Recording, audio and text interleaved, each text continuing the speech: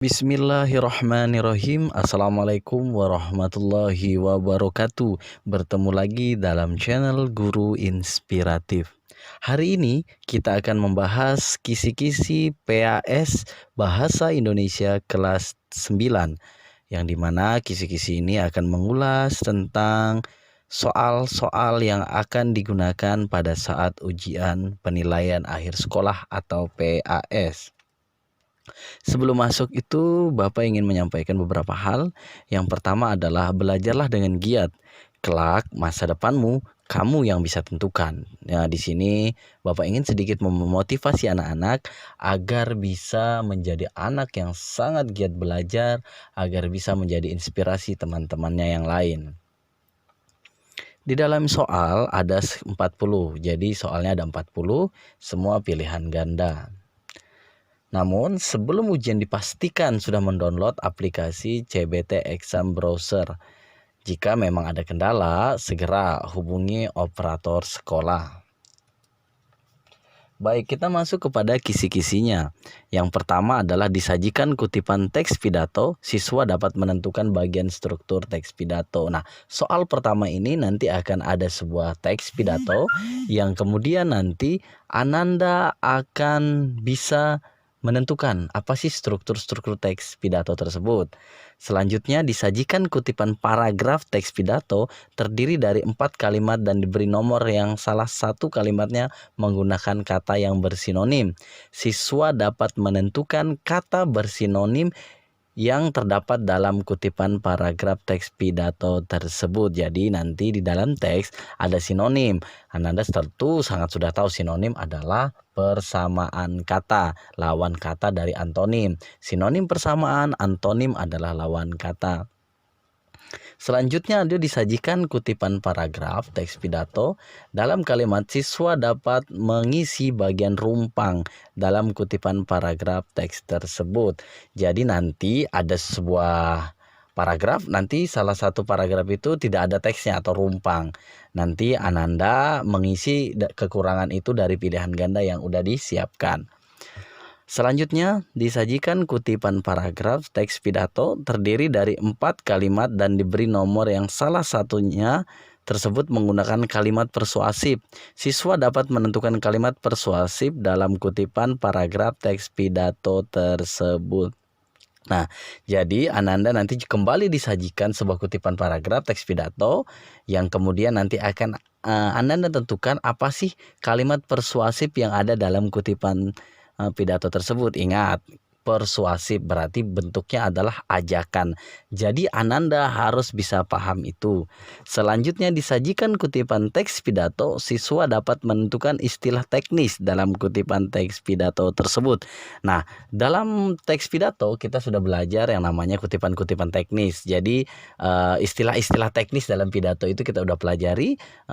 Mohon nanti diingat-ingat kembali, dibaca-baca ulang. Di sini soal berikutnya itu tentang bagaimana menentukan istilah teknis dalam sebuah kutipan pidato. Selanjutnya disajikan kutipan paragraf, kembali lagi teks tanggapan yang terdiri dari 4 kalimat diberi nomor. Siswa dapat menentukan kalimat utama kutipan paragraf teks tanggapan tersebut. Nah, di sini Ananda dapat sebuah teks tanggapan dan kemudian Ananda bisa menentukan yang mana kalimat utamanya. Nah, ingat kalimat utama itu biasanya ada di mana. Kita juga bisa menentukan kalimat utama itu bisa ada di awal, di akhir, atau mungkin nanti tidak ada di situ. Tapi betul-betul mengisi esensi dari sebuah paragraf tersebut. Kemudian disajikan teks pidato yang terdiri dari 4 kalimat yang salah satu kalimat tersebut menggunakan kata seru.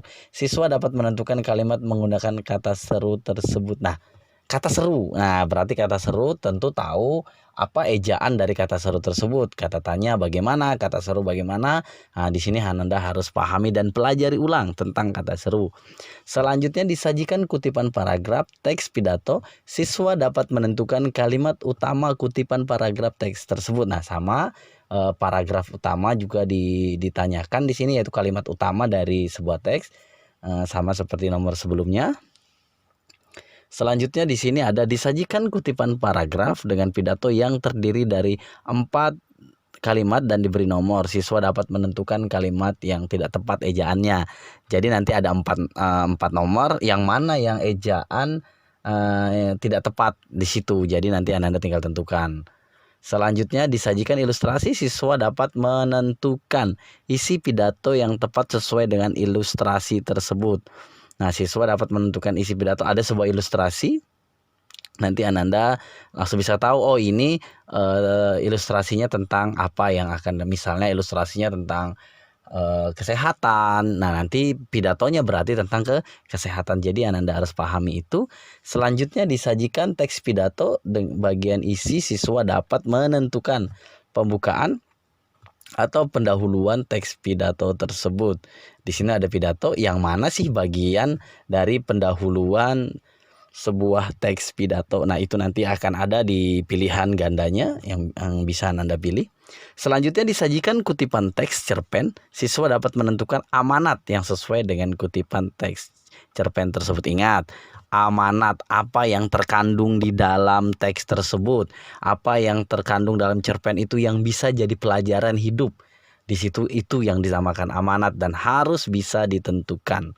Pelajari lagi unsur-unsur intrinsiknya dari teks cerpen.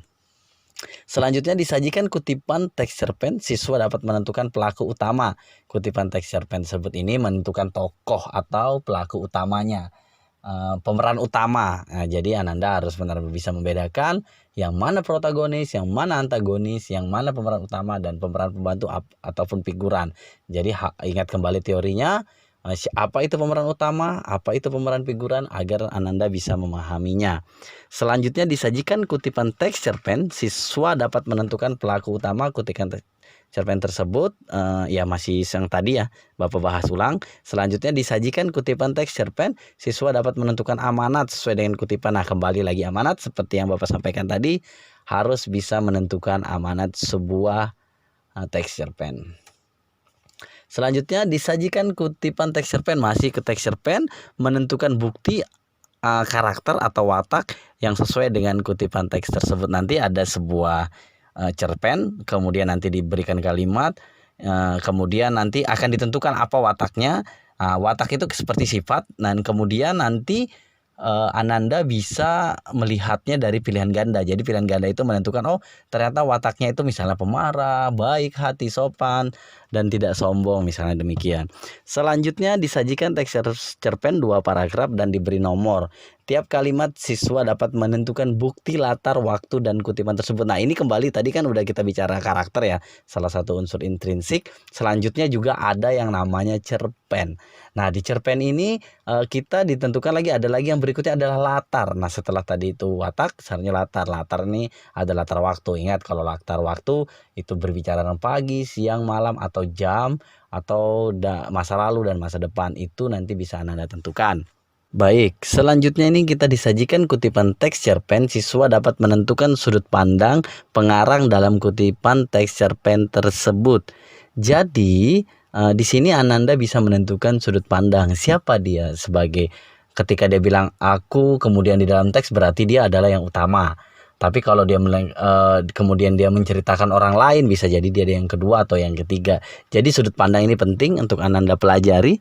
Selanjutnya disajikan 2 kutipan teks cerpen, siswa dapat menentukan perbedaan konflik kedua kutipan tersebut. Jadi ada konflik 2 cerpen, ada konflik yang berbeda, dan itu harus Anda tentukan. Bagaimana sih, apa itu konflik? Konflik itu adalah permasalahan atau semua permasalahan yang ada. Jadi nanti biar Ananda bisa tentukan sendiri.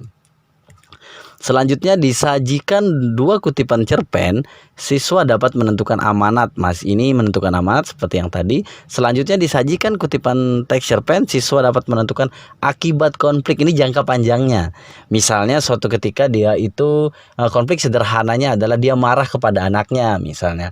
Nah, selanjutnya apakah anaknya itu akan minta maaf karena kesalahannya atau anak itu marah. Nah, itu harus Ananda bisa tentukan ke depannya. Baik, selanjutnya adalah disajikan kutipan teks cerpen. Siswa dapat menentukan bagian struktur kutipan teks cerpen tersebut. Nah, ini hanya sebuah struktur, insya Allah Anda paham. Kemudian disajikan kutipan teks cerpen lagi. Siswa dapat menentukan konflik dalam kutipan teks cerpen tersebut. Konflik, insya Allah Anda bisa paham. Bagaimana menentukan konflik? Di situ ada sedikit permasalahan yang memicu permasalahan. Kemudian disitulah yang akan bisa nanti Anda pahami. Kemudian disajikan kutipan cerpen, siswa dapat menentukan karakter yang terdapat dalam kutipan cerpen tersebut. Ini kita bicara karakter lagi, karakter atau watak atau apa yang akan menjadi nanti Anda bisa tentukan karakternya orang ini, apakah dia baik, apakah dia pemarah, atau dia bagaimana, itu nanti bisa Anda tentukan sendiri, ada di pilihan gandanya. Kemudian disajikan kutipan cerpen, siswa dapat menentukan sikap terpuji pengguna bahasa yang tepat cerpen tersebut. Nah, jadi ada sikap terpuji. Nanti itu sangat mudah sekali, yang baik-baiknya diambil, yang sesuai dengan cerpen yang ada. Selanjutnya disajikan kutipan cerpen yang terdapat dalam kalimat langsung yang tidak tepat. Siswa dapat menentukan perbaikan penulisan kalimat langsung yang terdapat dalam kutipan cerpen tersebut. Ingat, kalau sudah kalimat langsung, di situ akan berbicara dengan misalnya contoh kalimat langsung. Budi ambilkan baju itu. Nah, kemudian ada tanda kutip dengan sebutan kata mama. Itu penting. Atau kata mama, Budi ambilkan, yang penting di situ ada tanda kutip. Kemudian di situ kalau memang dia seruan, maka dia pakai tanda seru. Selanjutnya disajikan kutipan teks tanggapan yang terdiri dari 4 kalimat. Siswa dapat menentukan kalimat yang berisi pujian dalam kutipan teks tanggapan tersebut. Nah, ini berbicara tentang pujian dalam teks tersebut. Jadi Ananda bisa lihat yang mana yang berisi kalimat pujian di dalam teks tanggapan tersebut, dan Ananda bisa memilih tersebut. Kemudian disajikan kutipan teks tanggapan yang terdiri dari 4 kalimat. Siswa dapat menentukan kalimat yang berisi kritikan dan kutipan tanggapan tersebut. Nah, jadi situ ada kritikan, Ananda bisa tentukan kritikan dalam kutipan tersebut. Selanjutnya disajikan kutipan paragraf teks tanggapan. Siswa dapat menentukan makna kata yang terdapat dalam kutipan. Nah, di sini lebih kepada menentukan makna. Makna itu berarti ada arti lain, ada maksud lain di dalamnya yang harus Anda pahami. Selanjutnya disajikan kutipan paragraf teks tanggapan yang terdiri dari 4 kalimat diberi nomor. Siswa dapat menentukan kalimat utama kutipan paragraf teks tanggapan tersebut. Jadi Ananda akan bisa menentukan sebuah teks tanggapan terdiri dari 4 kalimat diberi nomor. Siswa menentukan yang mana sih paragraf utamanya. Ingat, paragraf utama selalu ada di mana dan pasti ada di mana. Jadi Ananda bisa menentukan paragraf itu bisa ada yang di awal kah, atau di tengah, atau di akhir. Itu pasti dalam sebuah paragraf. Selanjutnya disajikan kutipan paragraf teks tanggapan. Siswa dapat menentukan ide pokok paragraf teks tanggapan tersebut. Nah, ini kembali kepada ide pokok yang bisa Anda tentukan. Selanjutnya disajikan kutipan 2 paragraf tanggapan. Siswa dapat menentukan ringkasan. Nah, jadi nanti mampu meringkas. Nah, bagaimana meringkas? Meringkas sebuah kutipan dari 2 teks tanggapan tersebut. Ada pilihan-pilihan ganda. Bagaimana caranya ketika 2 paragraf tersebut harus ada di dalam sebuah ringkasan tersebut. Jadi nanti dalam ringkasan itu nanti ada isinya, ada 2 paragraf itu masuk di dalamnya. Jadi itu harus Anda kuatkan. Selanjutnya disajikan kutipan teks tanggapan berupa kritik. Siswa dapat menentukan simpulan yang tepat. Nah, ini membentuk sebuah kesimpulan. Baca dulu simpulan yang baik, kemudian Anda tentukan di pilihan gandanya. Selanjutnya disajikan kutipan teks cerita inspiratif. Siswa dapat menentukan bagian struktur kutipan teks cerita. Jadi ini lebih kepada struktur teks cerita inspiratif. Insya Allah Anda sudah paham juga. Kemudian disajikan kutipan paragraf teks cerita inspiratif dan diberi nomor tiap kalimatnya. Siswa dapat menentukan kalimat yang menggunakan keterangan waktu, cara, dan tujuan dalam kutipan paragraf teks inspiratif tersebut. Nah, di sini Ananda betul-betul harus bisa menentukan kalimat mana sih yang menggunakan kata keterangan gitu. Kemudian disajikan kutipan paragraf teks cerita inspiratif yang tiap-tiap kalimatnya diberi nomor. Siswa dapat menentukan kalimat inspiratif dalam kutipan paragraf teks cerita inspiratif tersebut. Disajikan kutipan paragraf teks cerita inspiratif yang tiap-tiap kalimatnya diberi nomor. Siswa dapat menentukan kalimat yang terdapat kata ekspresif dalam kutipan tersebut. Nah, maknanya di kata ekspresif. Di situ yang harus Ananda pahami teorinya, maka Ananda bisa tentukan di dalam kutipan teks paragraf tersebut apa yang ada kata-kata ekspresifnya. Selanjutnya itu disajikan kutipan paragraf cerita inspiratif. Nah, tiap kalimat diberi nomor. Siswa dapat menentukan kalimat inspiratif dalam kutipan paragraf teks tersebut. Nah, kembali menentukan kalimat inspiratifnya bagaimana.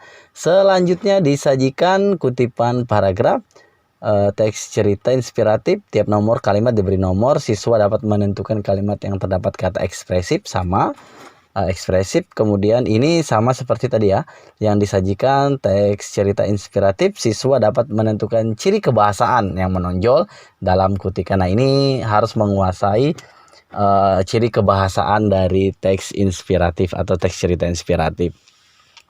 Kemudian disajikan cerita teks inspiratif, kalimat diacak, diberi nomor. Siswa dapat menentukan urutan kalimat tersebut. Nah, jadi nanti ada dalam pilihan ganda itu ada dalam pertanyaannya itu nanti akan ada banyak teks yang diacak, jadi Anda tinggal menentukan nomor-nomornya yang mana saja yang cocok di urutan jadi dari cerita inspiratifnya.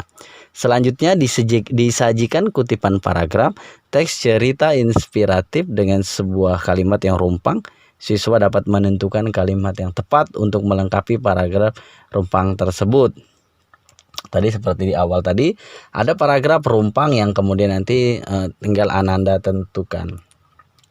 Selanjutnya disajikan ilustrasi tentang fakta kehidupan siswa, dapat menentukan rasa peduli sesuai dengan ilustrasi. Ini kembali lagi kepada ilustrasi yang kemudian Ananda bisa tentukan. Ada ilustrasinya, kemudian ada ilustrasinya, kemudian di situ ada kehidupan yang bisa Ananda pelajari dari ilustrasi tersebut. Jadi Ananda harus bisa tentukan ini secara baik. Baik, itu saja pembahasan kisi-kisi hari ini. Bapak ucapkan terima kasih. Selamat belajar. Bapak yakin kalian adalah orang-orang hebat, orang-orang keren yang bisa menyelesaikan soal-soal ini dengan baik. Terima kasih. Wabillahi taufiq wal hidayah. Wassalamualaikum warahmatullahi wabarakatuh.